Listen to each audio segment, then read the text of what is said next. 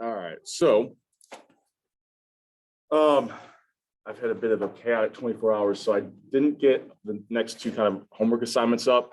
I will get those up either later this afternoon or early tomorrow morning.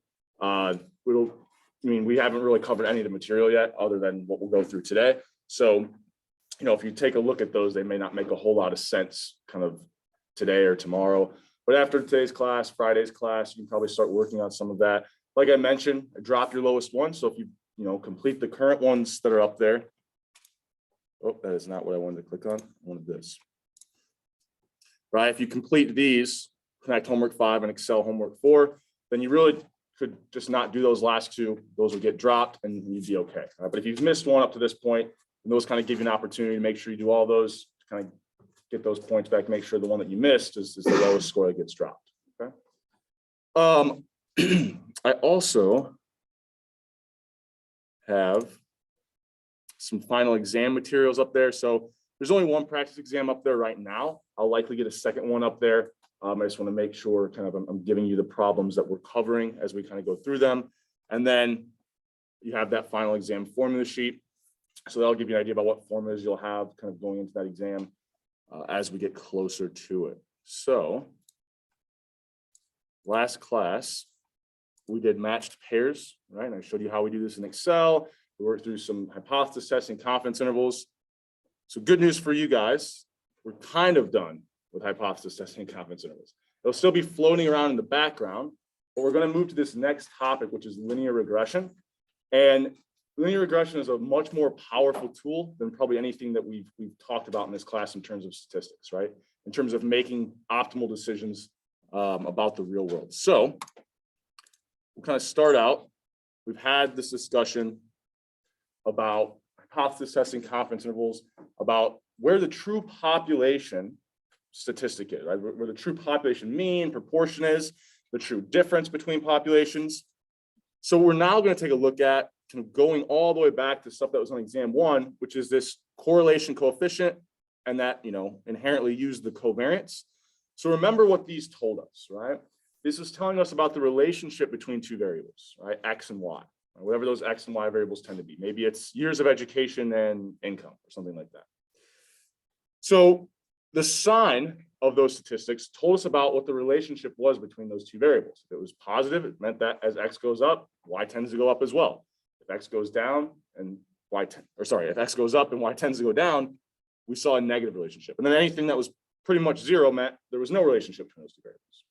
So we're going to get at a better measure of this and something that allows us to start controlling for other factors.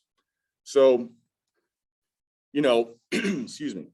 So we've got this variable X and this variable Y. And if we think that Y depends on X, right? Maybe the amount of income that you have depends on how many years of schooling you get, something like that, okay? Excuse me. We're not just going to pick up the correlation. We're going to set this up as though Y is a function of X. Now, for now, we'll keep it real easy. And I think anything we do in this class, everything will be linear, okay? You can do things with nonlinear. I'll show you some pictures of that here in a second. But for us, we're going to keep everything linear. So just to kind of set this up, what we're thinking about here is, let's say I've got some variable X and some variable Y, right? And I have a data set that has these two variables. Like you can imagine in Excel, you've got two columns, right, of data of two different variables.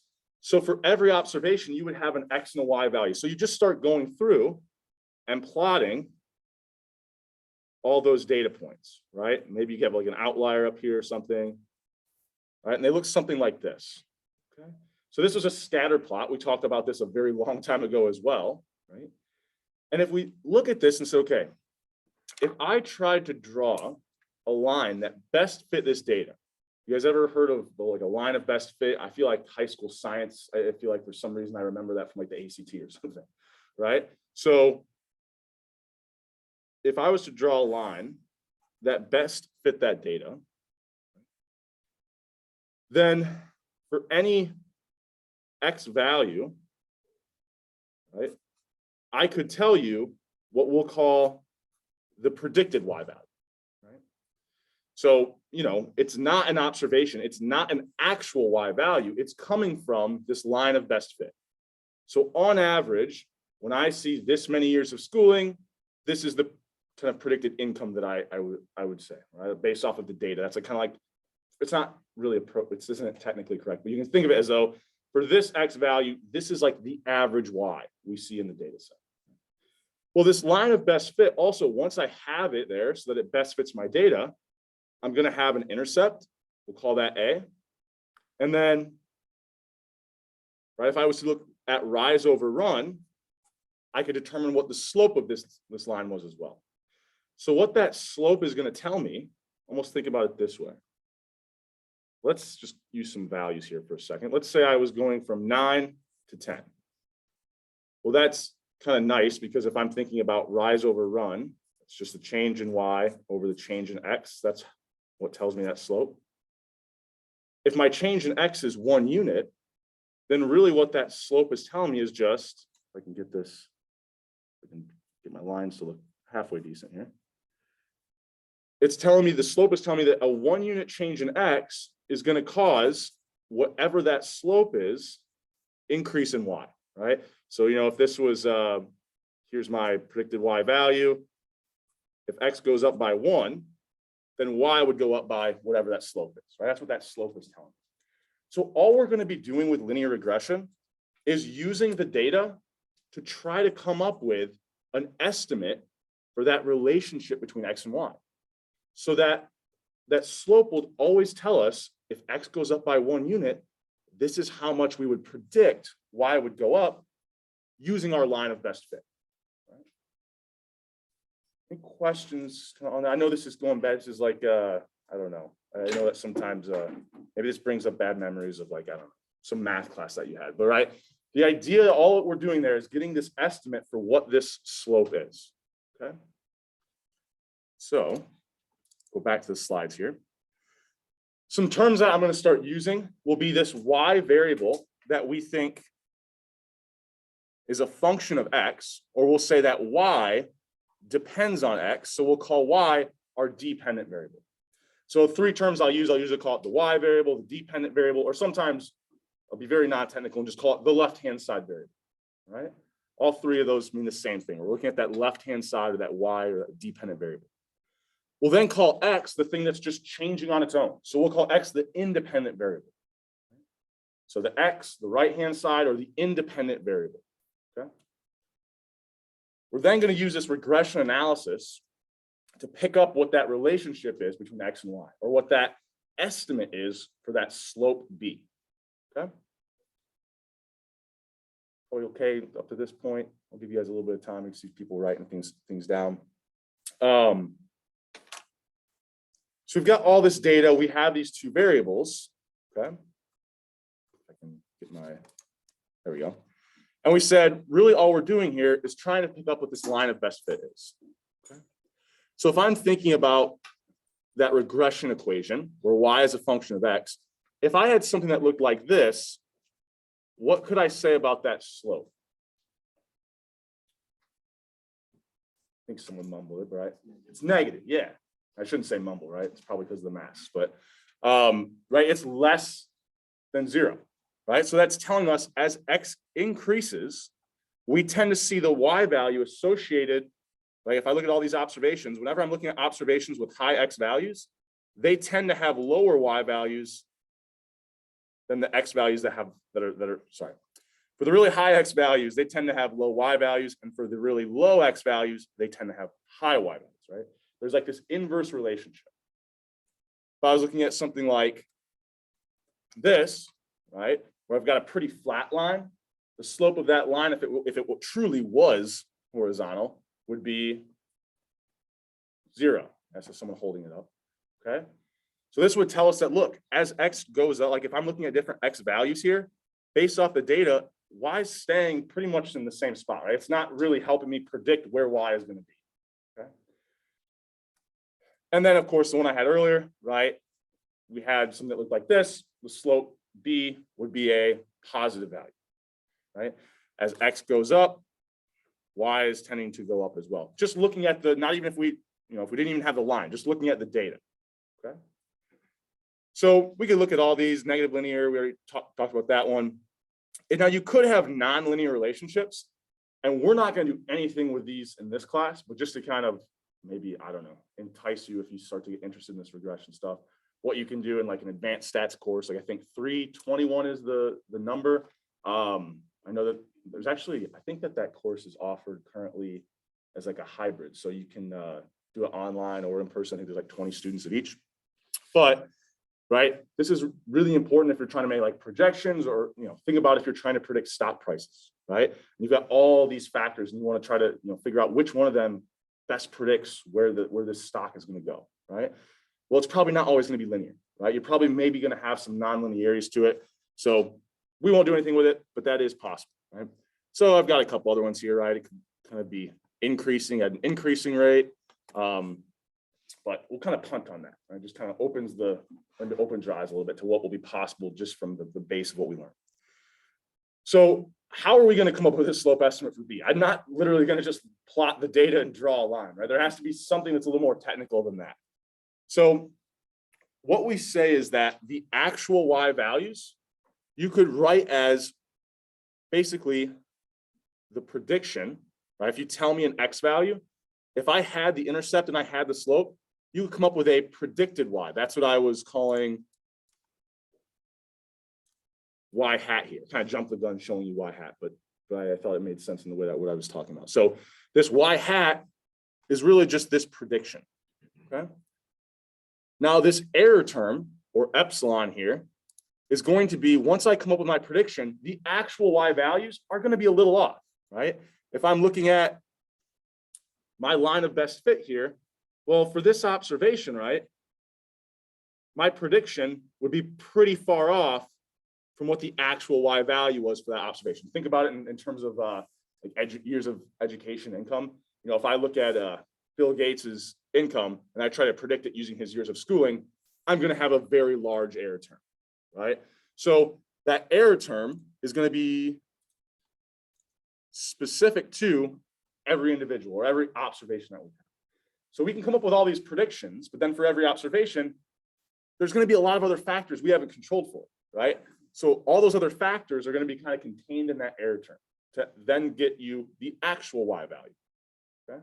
Now, we can't see that error term, right? This is like, you know, a lot of the times, think about the income example, it's a lot of things that are like inherent that we really can't measure of the individual, but it's floating around in the background, right? We know that error is there. We know our predictions are going to be, on average, pretty close, but they're always going to be a little off, okay?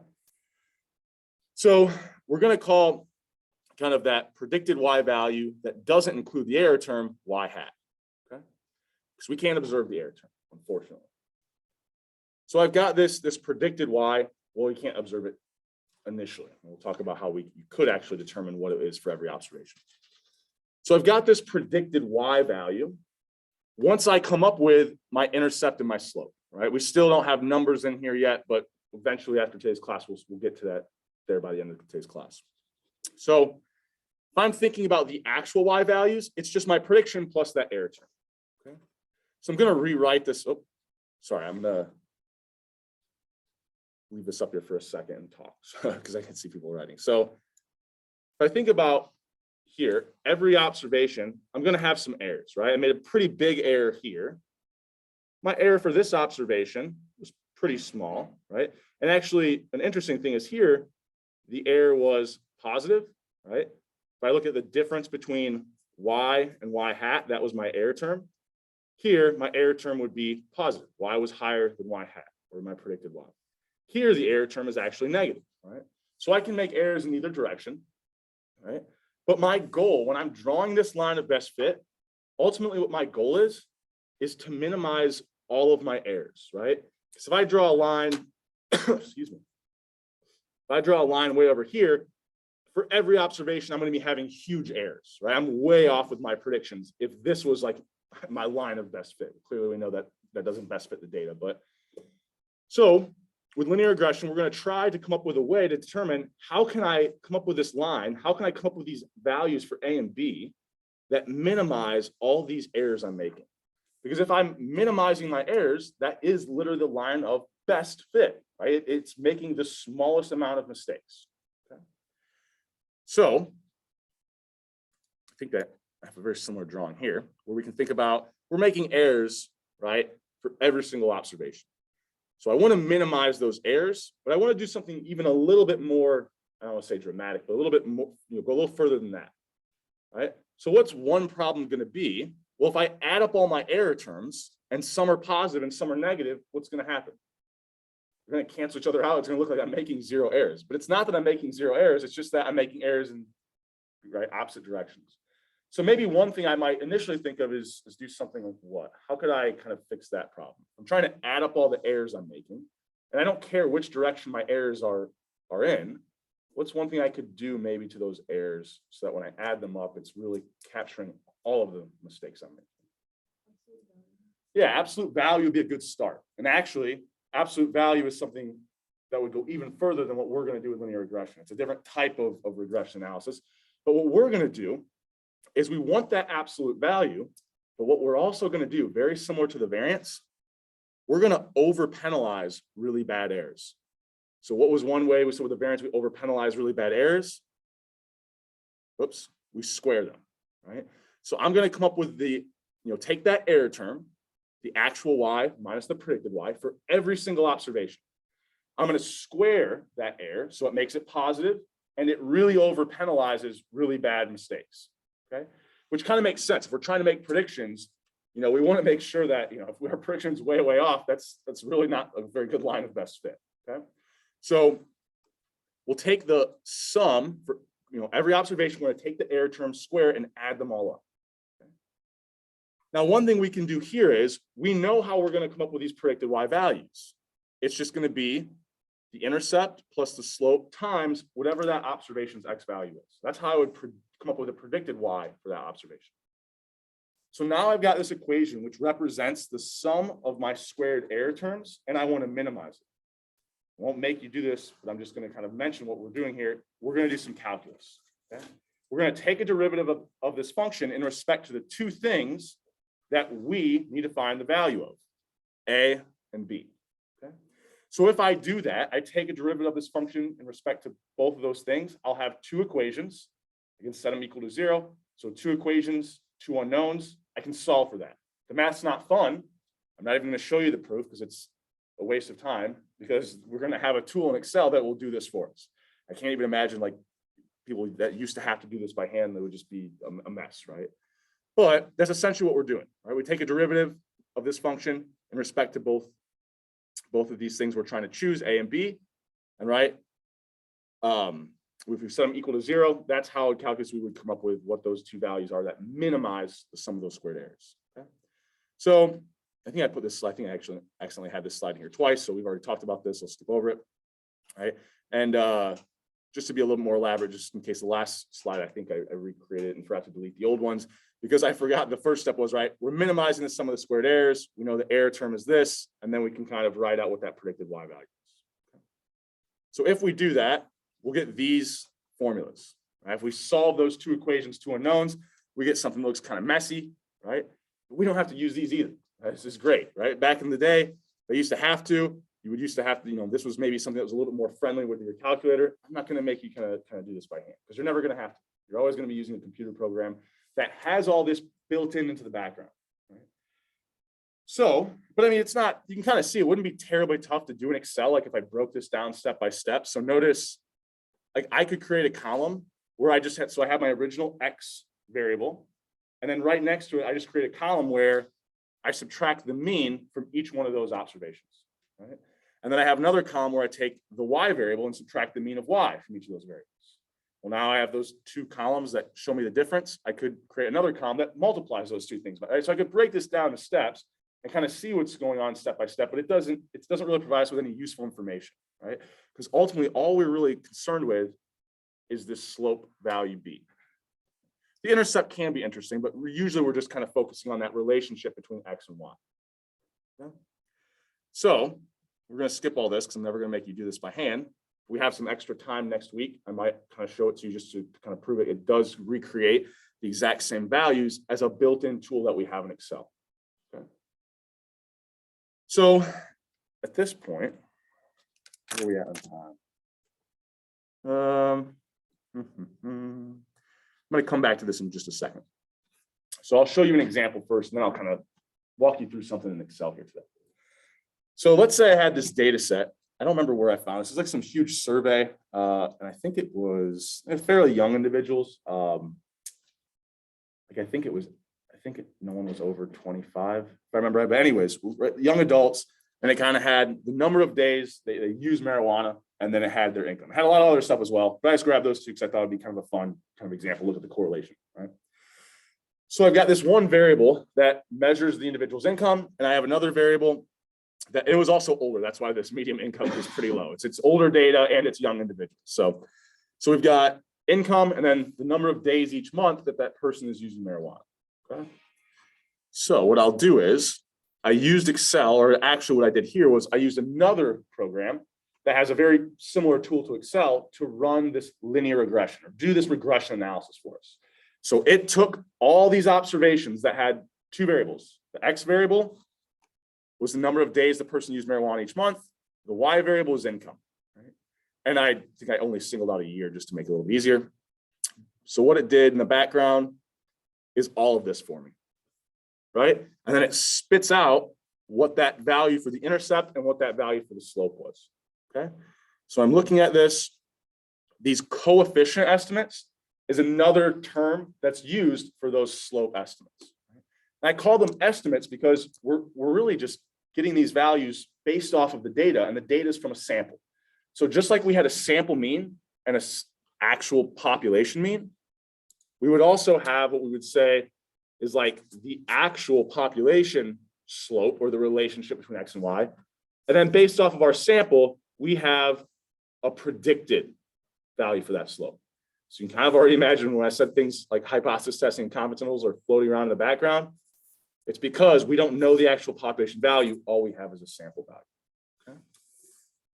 So those values, after Excel or another computer program comes up with them, are negative 253 and then about 32,000. So we've got a bunch of other stuff here, but we're not going to focus on that for right now. Okay. For now, we're just going to focus on what those estimates are. So if I'm thinking about the relationship between the number of days someone uses marijuana and their income, the way that I interpret this slope coefficient, right, or this slope estimate, okay, is that for every 1 unit change, remember, for every 1 unit change in X, that slope will tell me how much Y increases by, or the predicted increase in Y.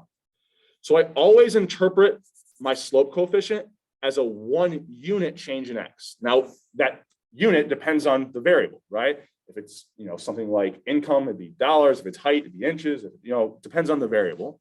So here, our X variable, the units were just the number of days someone uses marijuana each month. Okay. So if someone uses marijuana 1 more day every month, the predicted change in their income would be negative $253. Okay. Now, there's tons of problems with this regression, right? I didn't account for a million other factors, right? But it is interesting in that you can come up with what the correlation is between those two things, right? Now, it might be, I don't know, people that are using marijuana, maybe they don't have as stimulating jobs, they already had lower income, so they didn't care anyways, right? But there's a million stories we could tell. But this is what like our starting point. We can I'll talk about probably Friday a little bit, how we can do something called multiple linear regression, where we include several other control factors. So I can control for the person's age, I can control for all these other things. But for now, we've got to walk before we can run. So for now, we're just going to look at just one variable there on that right-hand side. So it's always a 1 unit change in our X variable, predicts the Y variable changes by whatever that slope coefficient is. Okay. Any questions on that? I think I have, hopefully on the next slide, I think I have that. Yeah, right here. Okay. Any questions up to this point or? Okay. Now the intercept has kind of in this example, it won't have a weird interpretation, but I can give you an example where maybe it would afterwards. So the way we interpret this slope or this intercept coefficient, or sometimes called the constant, right? Just another term for intercept. that intercept coefficient is telling us this is the value of y, or the predicted value of y, if the x variable is equal to 0. And we can think about why that is. So if I've got this equation, where y is equal to this predicted value for the intercept, predicted slope coefficient times x. If x is 0, sorry, I forgot the prediction on y, then the predicted y would just be the intercept, right? So that's why we interpret the intercept that way. It doesn't really sometimes have a lot of usefulness, but that is how we would interpret it. If the x variable is equal to 0, the predicted value for y would be whatever our intercept is.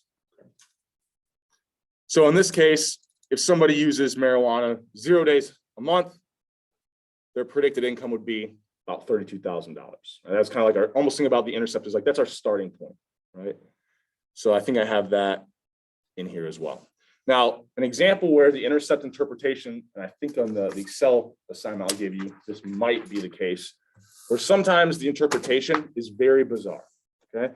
So let's think about if I had, we'll stick with income, just because we all want to know how to make more money. So let's say instead, I want to pick up the relationship between income and someone's age, right? I get, maybe as I get older, I'm able to earn more money, I have more wisdom, whatever it is, right? So I can come up with these predictions, right? Or these intercept and slope coefficient estimates to come up with my predicted income values for different ages. Well, here, what would the interpretation of this slope coefficient be? Let's say, give it some actual values. I don't know, maybe it's something like 32,000 plus, I don't know, 500. These are the values that Excel tells me to come up with my predicted incomes, okay? Excuse me. So really all I'm gonna do here is interpret that slope coefficient first. So the slope coefficient would be a 1 unit change in my x variable predicts that the y variable changes by whatever that value is. So if someone gets 1 year older, right, that's our units for age, the predicted income would go up by $500. That's how we would make that interpretation. But what about the intercept coefficient? How would we interpret that? We said the general form is when the x variable is equal to 0, the intercept, or that constant, is our kind of starting point, or that predicted y value, or predicted income in this case. So for us here, that would be someone who is 0 years old. We would predict their income as 32,000. It's a little goofy, right? But the reason why is because sometimes we'll have a variable that looks something like this. And this is why don't get hung up on the intercept interpretation too much, because sometimes it's just it's not super valuable. So let's say, oh, I don't know. And actually, I'm going to change this value because sometimes you can see something weird like this as well. Let's say instead, we come up with the estimate, and this is negative 10,000. So someone who's 0 years old, their predicted income is negative 10,000. How can you even have negative income, right? This doesn't make any sense. But it's because when we look at the actual data, right, we picked up a positive relationship. So that's why I know it might look something like this. If I'm drawing my line of best fit here, it's going to look something like this, where, excuse me, my intercept was way down here at negative 10,000. But I don't see anybody in the labor force really before the age of like 14, right? So making predictions for people 0 to 14 doesn't even make any sense in the context of the example we're looking at.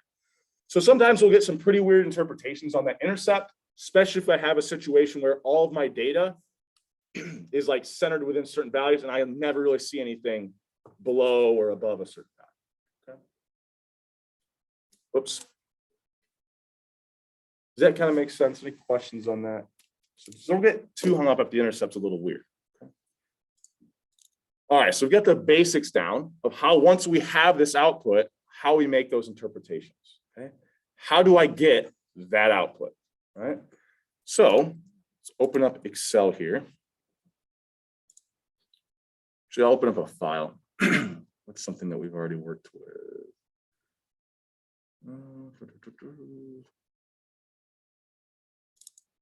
see, do I have anything interesting in here we could do today? Yeah, I have something interesting. So, oh, it's not this one.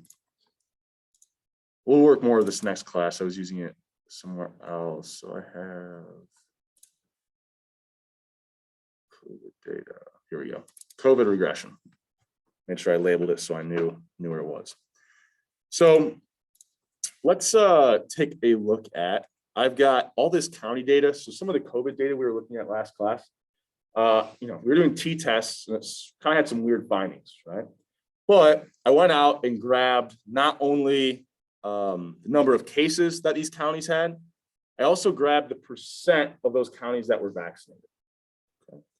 So, and I think to be more reasonable here, this was the total cases. So I'll just look at like between June and October, what were the number of new cases, just so that I'm not giving you anything that's misleading here. I'll double click on this to get to do it for every single observation. I'll zoom in a little bit so we can see what we're working on. All right. So I've got the percent of that county that was vaccinated, and I've got the number of new cases they saw between June and October. Okay. I'm going to go and try to add in first this regression tool. It's not initially in Excel. If you have like your own laptop or your own computer, it probably doesn't show up there yet, unless you've done it for another class. Right? So on a Mac, I'm gonna have to maybe troubleshoot this together. If anyone has a Mac and you want to walk through this with me, this is going to be something that you'll need for that Excel assignment. Maybe need it for that Connect assignment. I think it has you run some of the regressions yourself and then use the output. So the way that you would do this on a PC is you go to File. I believe on most Macs, unless they're like really old, not really old, but whatever the last switch was, I think it's, you have like a, not in Excel, but like at the top, is there like a tools thing, I think you select. So instead of File on a Mac, you'll go up to the top and hit Tools, right? I don't think you'll hit anything yet if you're on a Mac. On a PC, you then go down to Options, okay? On a Mac, I believe once you click on Tools, you'll then see something that says Add-ins somewhere, or Manage Add-ins, or something like that. Does anyone confirm with me that you see this? No. Do you see the Tools thing? No? Yes? Yeah? Is there something like add-ins once you click on Tools? Yeah? So you'll hit the add-ins. The add-in that we want, I think I already have it on mine, is this analysis tool pack. So the way that you'll add that in, it probably shows up as inactive. You'll go down here to manage your add-ins, and then you want to make sure that analysis tool pack has a check next to it. All right? You don't need the VBA one. I would just kind of use this one that just says analysis tool pack. Okay. Then once you hit OK, go to data. It should show up over here on the right-hand side. So any issues with that, just like I said, we can troubleshoot this together here. Anyone that tried it had any problems? Afraid to say so? Okay. Hopefully, if you're trying to add that in, you got it okay here in class. If not, or if you don't have your laptop, you don't like to have it open. I know I would have been a terrible student if I had a laptop in front of me. Email me or let me know if you're having any issues getting that added in. Okay. But once we have that in, I'll hit data analysis. Notice I've got a lot of options here. I'll scroll all the way down and I've got this regression tool here. Okay. In fact, there's a lot of other really useful kind of tools here. I showed you the formulas. I personally think it's sometimes just, if you know the formula, it's a lot easier than going through all the steps here. But for regression, this is the only way we can do it. Okay. So I've got this regression option. I'll hit OK. It then tells me, okay, select your Y and your X variable. Right? So my Y variable here, I'm kind of interested. I'm thinking, well, maybe I can predict the number of new cases based off of the county's, vaccination. Now, if this was a better example, I would have had this data set where I also had the populations in here, so I could kind of do this per person. But for now, we'll kind of have a per person analysis. We'll just use the number of cases, okay? So I'll click on that new cases and select the entire variable. So Control-Shift, hit the down arrow, right? I'll select this, hit that arrow, and then I want to select my X variable. So I hit that. Fortunately, it usually pops me to the top, but I have to scroll up here. My X variable was what percent of the county was vaccinated. So I select that, Control Shift or Command Shift on a Mac, hit the down arrow. Now, notice I selected the labels here, and I'll show you what happens if you don't. It's very useful to select those labels, but I have to, if I select them, make sure I tell Excel that I select them, because I believe if I tried to run this without selecting them, it gets very mad at me, right? Because I've got non-numeric data. I can't run a regression with a qualitative variable, right? And so because those labels are qualitative variables, it gets mad. So instead I tell it, well, no, I just wanted to let you know what these variables are supposed to be called. So I selected the labels, right? Now it only uses the data, right? Only the numerical values. You can put this like on the same worksheet. I just generally always put it on a new worksheet within here, right? That's the default anyways.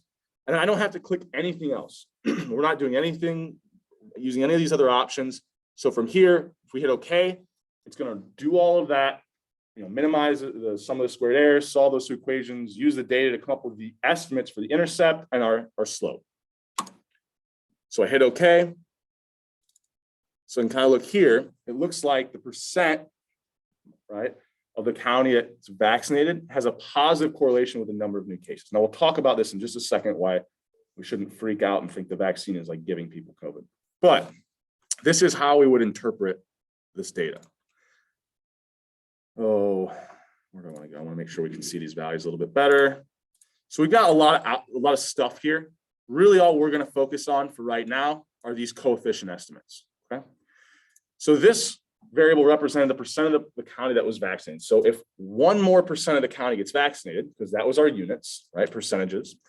So 1 more percent of the county gets vaccinated, we predict the number of new cases would go up by 99.6. Okay. So there's 2 reasons why we might have kind of what seems like a non-intuitive result here. The first is what we'll hammer home on. Okay.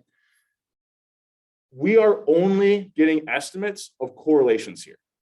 And next class, maybe spill over to Monday, we'll talk about why if I run a simple linear regression like this with only 1 X variable, we have a huge problem, which is that we're omitting a lot of other factors that might matter. So maybe the counties that are getting more people vaccinated, maybe it's because they tended to be in large urban areas that were more likely to suffer from the spread of COVID. So even though they're getting vaccinated at higher percentages, maybe that's we're picking up really that they were more at risk to begin with because of the high population density. Okay, so if there's other important factors that are left out that are correlated with the variable we're looking at, it's going to really what we call bias or skew our coefficient estimate. Another example would be something like I use this one at the beginning of class, or beginning of the semester. Ice cream sales. If we try to use ice cream sales to predict murders, there'd be a strong positive correlation. And that's because we left out a really important factor, which is weather. When the temperature rises, we see both ice cream sales increase and we see murders increase as well, right? And so those 2 things are correlated, but it's this outside factor that's probably driving both of them, right? So this is a really good thing, like time to point out, we're not really saying this is a causal effect. It's not that X is necessarily causing Y. It's just that they're correlated with each other. And they could be correlated with each other because they're both correlated with something else that we left out of the picture, right? Now, Friday, we'll talk about how we can capture some of those things, control for some of those outside factors. But in the simple linear regression like this, we haven't yet. Okay? The other thing could be, well, I can already, yeah, we're already going through the omitted variable bias. So that could be what's kind of causing these results to be a little bit non-intuitive, right? So hopefully next class we'll have a better way. We'll start to control for some of the other factors in those counties. Is there any way to take that information and make it into a table with that predicted Y? Or do you have to just go back to that original data sheet that we were looking at and make a graph with all that information? To do like a scatter plot? Yeah. You can, I believe, there's a scatter plot option where you can throw in that line of best fit. Oh, I know you can do a scatter plot, and I think there's an option.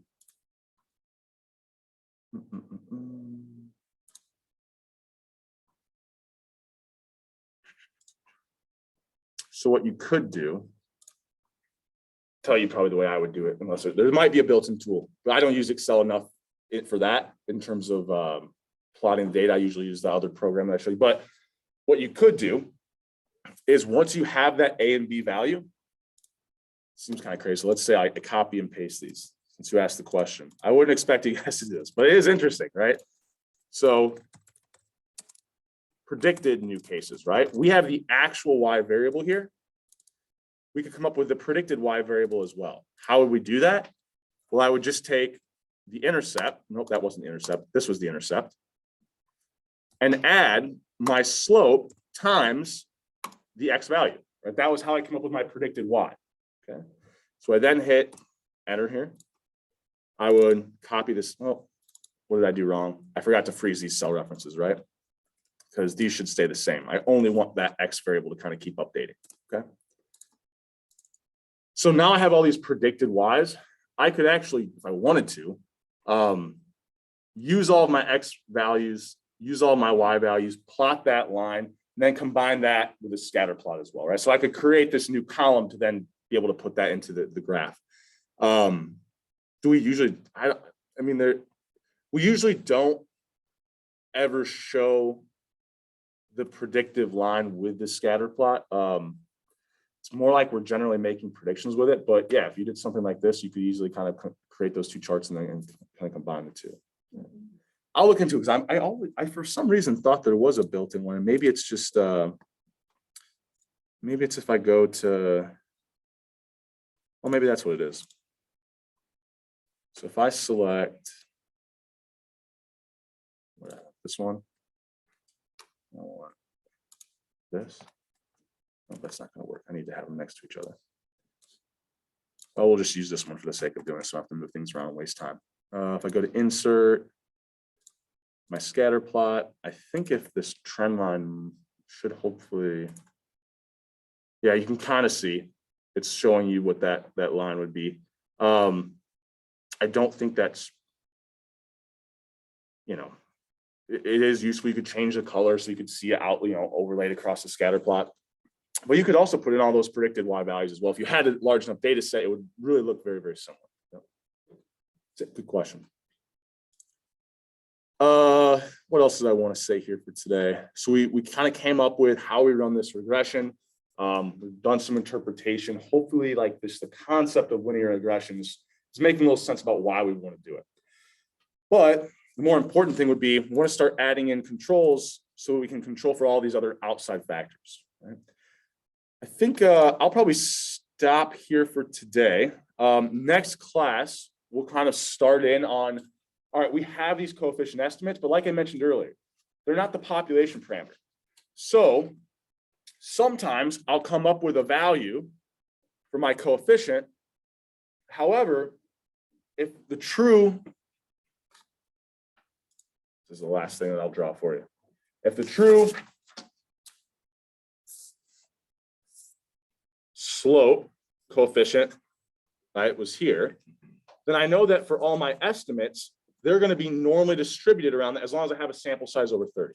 Okay? At least it gets a little more complicated, but for the sake of what we've talked about, sample size over 30. So maybe I saw a slope coefficient that was right here, but it's not very far off from 0, right? And if it's not far enough away from 0, then I can't actually say that the true slope coefficient isn't 0, or the true slope isn't 0. So we'll talk about, if I was using these concepts we already know about, hypothesis testing, how can I make sure that I can say the estimate that I found is significantly different from 0?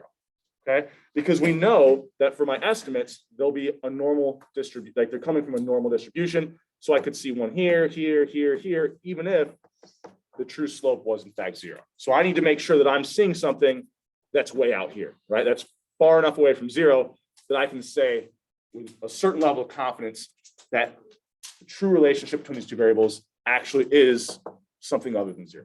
Okay? So that's what we'll start up on next class. I'll probably get a data file up there as well. We might play around with some other regressions on Friday. Okay. All right. I'll see you guys on